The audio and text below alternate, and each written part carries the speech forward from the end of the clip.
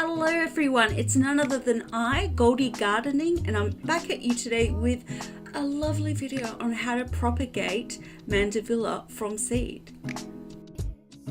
If you would like to learn how to harvest a seed pod from a Mandevilla plant and how to germinate the seeds, then keep on watching. So it's winter here in Australia, and I found on my lovely pink Mandevilla plant these inverted V seed pods. I took off the ones that were already ready to be picked, so the ones I'm showing on the screen at the moment, they're still cooking. So I'll leave those on there for a little bit longer until they go like a little brown color, and then I can cut them off. You got to make sure not to cut them off too early, because otherwise you won't get functional seeds. So yeah, I'm just showing you a little bit of my plants here. They're lovely plants. They always flower. Yeah, they love full sun, and they're just beautiful to have around.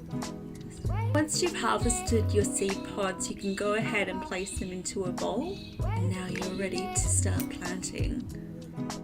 Okay, so to get started, we're going to need a seedling tray, our seed pods that we've harvested from our Mandevilla, as well as a water spray. So we're just going to fill the seedling tray to about 2/3 depth, and I am going to go ahead and take off my gloves and put down a couple of seeds per cell. I'm then going to very gently use my nail in order to scrape away some seeds from inside of the seed pod. If you don't have long nails, maybe ask your wife, or otherwise you could try with a short knife, but I think it's a bit safer just to try and use your fingernails if you can. Works for me. And basically you'll be surprised at how many little seeds are hidden within the cracks of the seed pod. Time to pick up our water spray. We're going to go ahead and lightly mist down the seed tray. Well, I'm not sure about lightly. I actually like to get the soil quite damp, but you probably don't need to go as helter-skelter as I do with it.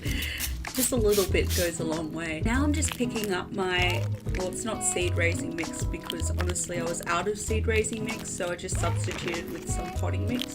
Ideally you want to be using seed raising mix, and I'm just very gently sprinkling little bits of the potting mix on top of the seed tray, and then I'm just sort of using my hand just to gently wipe it back and forth so it sort of fills the seed tray nice and flat. We want to be careful and not damage the seeds in any way, but at the same time we do want to make sure that they've got a nice amount of soil on top.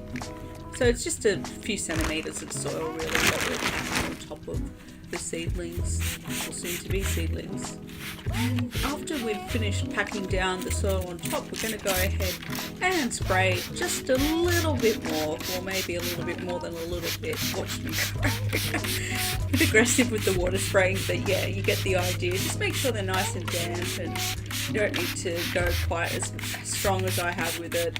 And once you've finished oozing down your seedling tray, you can go ahead and pop it in the greenhouse. Don't forget to label the seed tray, and also I have found it's important to use permanent marker, because I've just used, you know when you buy the plant labels like from the shops and they come with their own sort of texture, it rubs off after time. Like at first it's fine, but like a year later you don't even know what's on the tag because it's completely gone. So make sure to use permanent marker. And you want to make sure that these are stored in a greenhouse. The important thing to do is to make sure that our seed trays are kept damp when we're germinating our seeds. If possible, place them in a morning sun area. If you don't have a greenhouse and you're just simply using a foam box, and if the weather's a bit frost tender, you can also put a pane of glass on top of the box to insulate it during the evening and to take it off during the day, so that will give it a bit more of protection against the frost. So be sure to check your little seeds every day to see how the propagation's going, and before long you'll see little green sprouts coming up, and then you can transfer those to a small pot. Thank you so much for taking the time out of your day to watch this video. If it was helpful, please hit the like button, and don't forget to subscribe for more gardening videos. If you have any questions or concerns, please leave them in the comments section down below and I'd be most happy to respond to them. Happy gardening, guys. Goldie out. Bye.